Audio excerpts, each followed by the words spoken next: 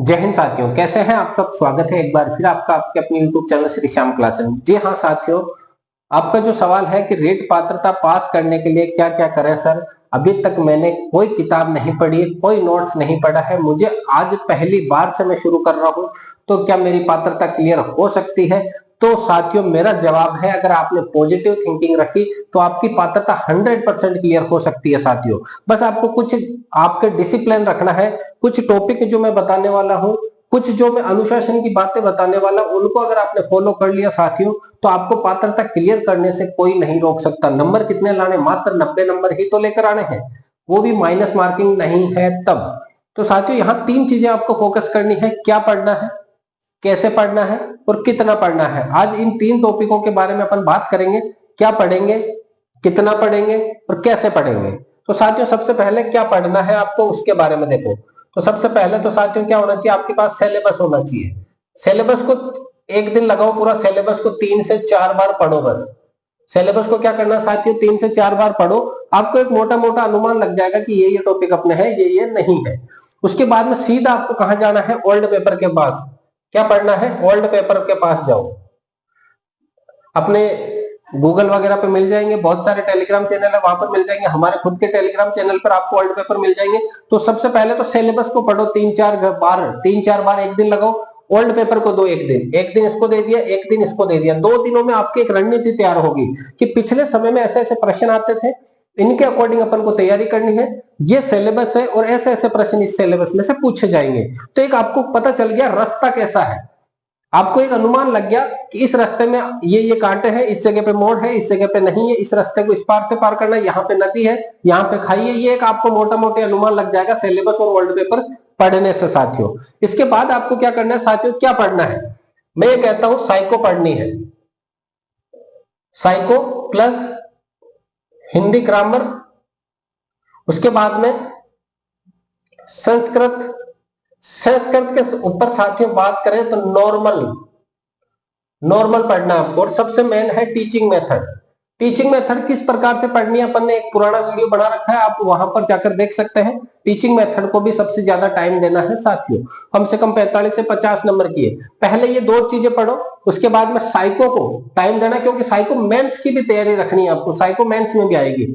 हिंदी और संस्कृत मेंस में नहीं है साथियों, तो संस्कृत के गिने चुने टॉपिक पढ़ने, 15 नंबर की ग्रामर है, उसमें से भी गिने चुने टॉपिक आपको पढ़ने, 6 से 7 नंबर की आराम से क्लियर हो जाएगी। एक एक पेज के नोट्स रहेंगे, ज्यादा डीप में जाना नहीं है, अपन को सिर्फ पात्रता क्लियर करनी है साथियों, महारत हासिल नहीं करनी है संस्कृत में।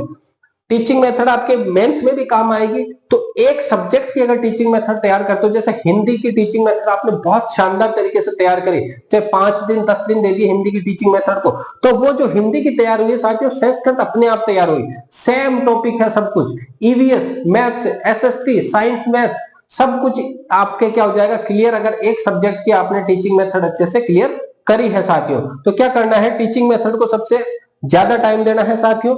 क्या दोगे, टीचिंग मेथड को सबसे ज्यादा टाइम दोगे।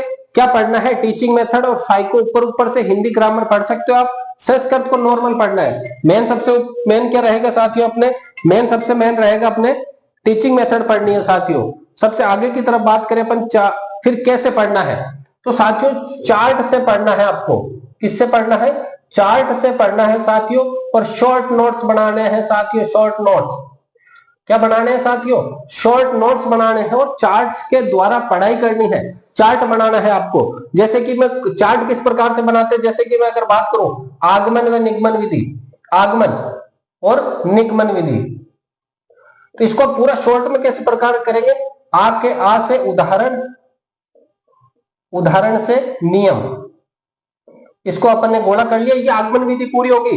वह विधि जिसमें उदाहरण पहले दिए जाते हैं, उसके बाद में नियम आते हैं, उसको आगमन विधि कहते हैं। वह विधि जिसमें पहले नी से नियम दिए जाते हैं, नियम के बाद में क्या आएगा साथियों, उदाहरण आएगा। नियम से क्या जाएंगे, उदाहरण, इसको कह देंगे निगमन विधि। तो इस तरह से चार्ट बनाना है, शॉर्ट विधि काम में लेनी है। आपने पढ़ा होगा मानचित्रण अन्वेषण है अपने साइकोलॉजी के अंदर। 1970 के अंदर नोवाक ने दिया था कि पढ़ाई करने का एक तरीका होता है चार्ट बनाकर, शॉर्ट नोट्स बनाकर अगर आप पढ़ते हो तो आपको बहुत लंबे समय तक याद रहता है साथियों। ये नहीं कि पेज भरे जा रहे, रटे जा रहे। आगमन विधि वह विधि जिसके अंदर उदाहरण पहले काम में लिए जाते हैं, उसके बाद में ये काम में लिए जाते, ऐसा नहीं पढ़ना साथियों। आपको क्या पढ़ना है, आ से उदाहरण, उदाहरण से नियम, बस इतना सा। वह विधि जिसमें उदाहरण के बाद नियम आता है, पहले उदाहरण दिया जाएगा, उदाहरण से नियम बनेंगे, उसको आगमन विधि कहते हैं। निगमन यानी कि नियम से उदाहरण की तरफ जाएंगे, बस इतना सा शॉर्टकट। तो कैसे पढ़ना है, चार्ट बना करके, शॉर्ट नोट्स बना करके फिर पढ़ना है आपको। उसके बाद में आपको टीचिंग मेथड पांचों सब्जेक्ट की लिखनी है एक साथ, हिंदी, संस्कृत, ईवीएस और मैथ्स। अगर आप फर्स्ट लेवल से हो तो, सेकंड लेवल से हो तो आपको एसएसटी या साइंस मैथ हो तो उस प्रकार से। फिर आपको देखना कि मूल्यांकन इधर भी है, इधर भी है, इधर भी है, इधर भी है। तो मेरे को एक जगह पे पढ़ना है। इन पूरे कैसे पढ़ना है, एक जगह से पढ़ना है तो मेरा अपने आप बाकी का क्या हो जाएगा, क्लियर हो जाएगा साथियों। अब कितना पढ़ना है, सबसे इंपॉर्टेंट है कितना पढ़ूं सर मैं कहता हूं 8+2 का नियम अपनाओ साथियों। 8+2 का नियम, 8 घंटे तो स्टडी, उसके बाद 2 घंटे रिवीजन। ये जनवरी का पूरा रूट रखना है आपको साथियों। उसके बाद में फरवरी से 10+2 का रखना है आपको। 10+2 का मतलब 8+2+2, 8+2+2। तो साथियों क्या करना है, 8 घंटे स्टडी फरवरी से, 2 घंटे रिवीजन और 2 घंटे आप क्या दोगे साथियों, 2 घंटे आपको ओल्ड पेपर को देना है। ओल्ड पेपर दे सकते हो या एमसीक्यू दे सकते हो, किसी एक अच्छी सी टेस्ट सीरीज ले लेना, वहां से आप टेस्ट सीरीज देना, रोज का एक पेपर। फरवरी के अंदर कम से कम 20 पेपर अगर आप दे देते हो तो मैं कहता हूं कोई माइकल लाल ऐसा नहीं हुआ है जो आपकी पात्रता रोक सके साथियों। अगर आपको पात्रता क्लियर करनी है तो क्या पढ़ना है, कैसे पढ़ना है, कितना पढ़ना है साथियों, ये ध्यान रखना है। इन अगर 3 को आपने फोकस कर लिया साथियों तो आपकी पात्रता क्लियर करने से कोई नहीं रोक सकता साथियों।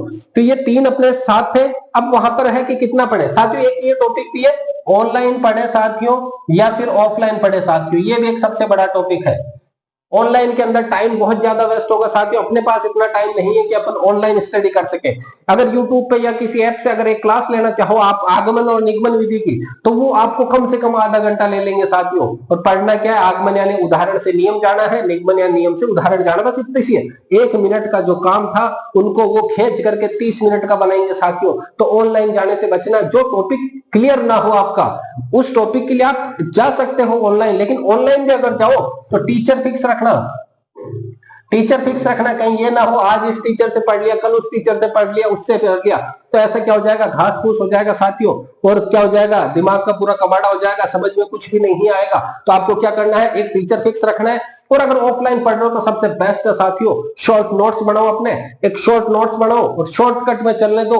पात्रता ही क्लियर करनी है अपन को, महारत हासिल नहीं करनी है। महारत के लिए मेंस में दिखाएंगे अपन पूरा दमखम, यहाँ पूरा दमखम बचा के रखना है। जो टॉपिक मेंस में है उसके ऊपर ज्यादा फोकस करो, जो भी पात्रता में संस्कृत वगैरह पात्रता में उसके ऊपर आप नॉर्मल फोकस करो। आपको सिर्फ पात्रता क्लियर करनी है, 90 नंबर लेकर के आने हैं। जैसे ही 90 नंबर आते हैं फिर आप दिखाओ अपनी पूरी पावर मेंस के लिए जो बचा के रखी है, क्योंकि मेंस भी बहुत जल्द आयोजित होगी साथियों। 2025 लास्ट में हो सकती है या फिर 2026 के शुरू में हो सकती है।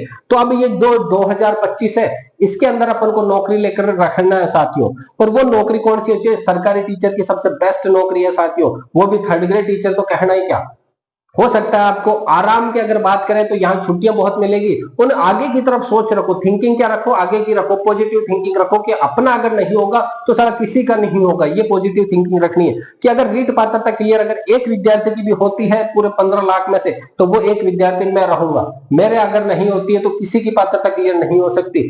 इतना कॉन्फिडेंस अगर आपको रहेगा तो आपकी पात्रता क्लियर करने से आपको कोई नहीं रोक सकता साथियों। अगर इसी प्रकार से आपने 3 पॉइंटों के ऊपर आपने फोकस करा तो 100% पात्रता क्लियर होगी साथियों। तो अगर ये क्लास पसंद आई है, आपको थोड़ा बहुत भी इसमें भला हुआ है, तो क्लास को शेयर जरूर कीजिएगा साथियों। मिलते हैं अगली क्लास में, तब तक के लिए जय हिंद साथियों।